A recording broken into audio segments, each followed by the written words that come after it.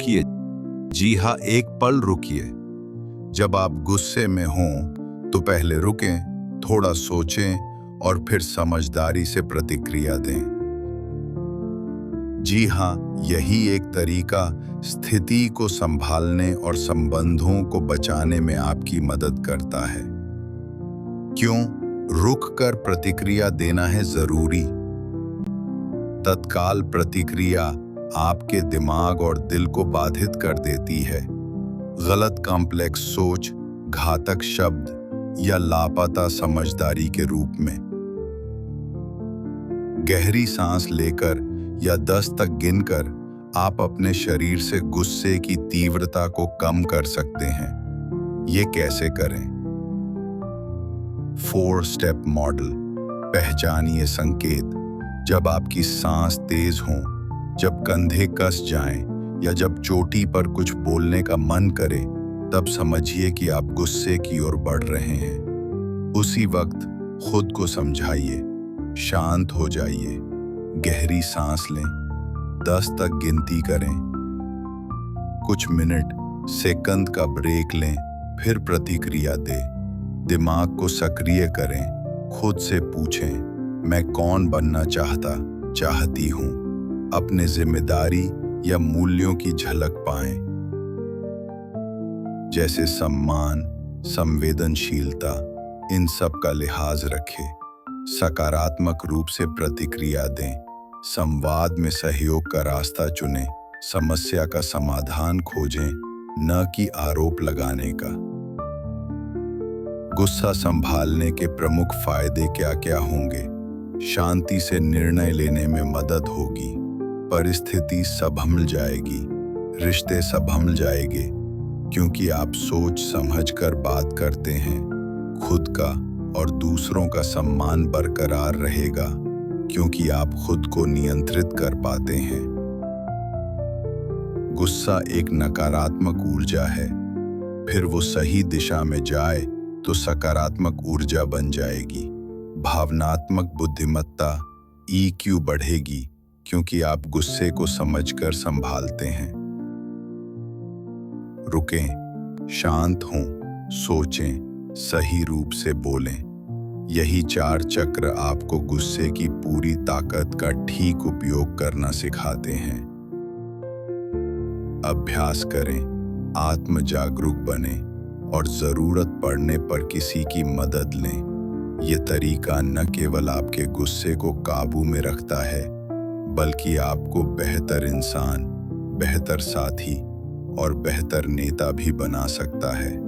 अगर आपके पास किसी विशेष स्थिति का उदाहरण है जहां आप बुझाते समय रुक गए थे या रुकते वक्त मुश्किल आई, तो जरूर शेयर करें। जैसे कि क्रिकेट में जब गेंदबाज गेंद फेंकता है, तब बल्लेबाज कुछ सेकंड ही सही रुकता है, समझता है और फिर गेंद की हिसाब से बल्ला घुमाता है।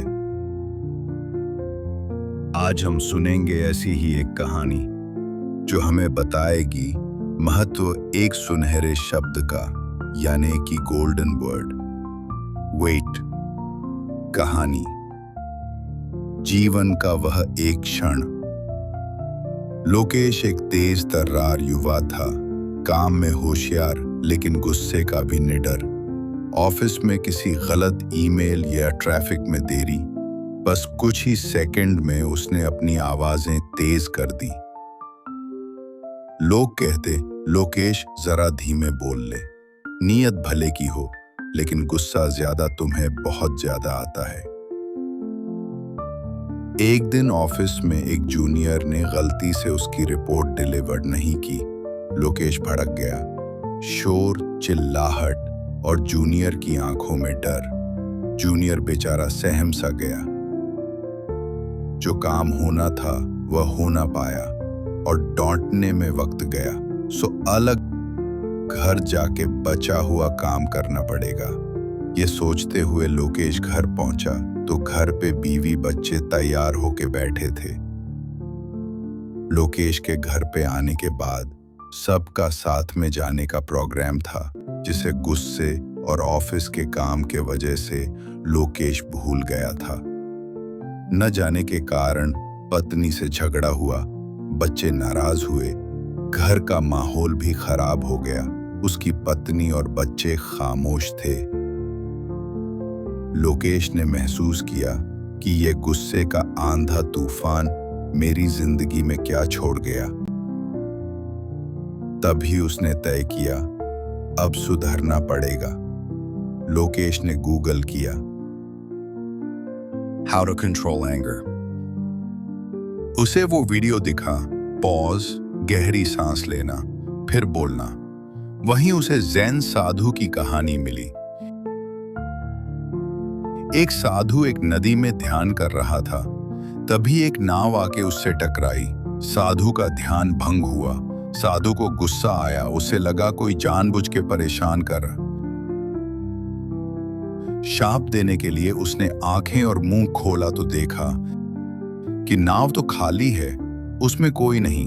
तब उसे समझ में आया कि गुस्सा बाहरी नहीं, आंतरिक होता है और उसे आपको ही संभालना होता है। लोकेश को भी ये बात समझ में आ गई। लोकेश ने रोज एक नियम बनाया। पहली सांस, जब गुस्सा आए गहरी सांस लें। दूसरी सांस, 10 तक गिने। तीसरी सांस, खुद से पूछें, क्या मुझे फायदा हो रहा है या नुकसान। एक दिन ट्रेन में कोई उसे धक्का दे गया। पहली बार में हाथ उठाते उठाते उसने रुक कर गहरी सांस ली, 10 गिने और खुद से पूछा, क्या ये लड़ाई मेरे जीवन गुजरा वक्त और शांति वापस लाएगी? नहीं। तो लोकेश मुस्कुराकर शांति से कहा, भाई ध्यान रखना, और आगे चला गया। कुछ महीनों में लोकेश बदल गया। ऑफिस में टीमें उजागर हुईं क्योंकि गुस्सा नहीं आया। घर में बच्चे बोलते, पापा अब अच्छे से बात करते हैं। एक दिन जब लोकेश के दोनों बच्चे ड्राइंग कर रहे थे, तब छोटे भाई का धक्का बड़े भाई को लगा। ड्राइंग थोड़ी खराब हुई। छोटा बोला, सॉरी भैया। बड़े भाई ने बिना चिढ़े कहा, इट्स ओके, ध्यान रखो। ये देख के लोकेश को बहुत अच्छा लगा। बच्चे भी मुझसे सीख रहे हैं, अच्छे संस्कार ले रहे हैं। वो अपने जूनियर्स को कहता, पहले एक गहरी सांस लो, फिर कहते हैं। यही सीख लोकेश ने अपने ऑफिस के नॉलेज सेशन में साझा की। Pause before you react. एक सांस, सोचो फिर बोलो। लोकेश अब कहता है, जब तुम अपनी पहली सांस को पहचान लेते हो, तब शब्द और कार्य तुम्हारी पसंद बनते हैं, गुस्सा नहीं। पहले रुको, गहरी सांस लेकर गुस्से को अगली वाणी से पहले रोकें। दूसरी गिनती करो, 10 गिनने से तर्क और संयम लौटते हैं। तीसरा सवाल, क्या मेरे बेटे बेटी परिवार स्वास्थ्य को इससे लाभ होगा? जितना ज्यादा अभ्यास करेंगे उतना स्वाभाविक और शांत बनेंगे। जब आप अंदर की एक सांस को महत्व देते हो, तब आप बाहर की दुनिया को शांत रूप से नियंत्रित कर पाते हैं। इस कहानी के जरिए आप दर्शकों को यह बताना चाहेंगे कि पॉज पावर, गुस्से में रुकना ही आपकी असली ताकत है। अगर आपको ये कहानी पसंद आए तो वीडियो को लाइक करें, सब्सक्राइब करें और कमेंट करें। आपके पॉज मोमेंट का अनुभव क्या रहा?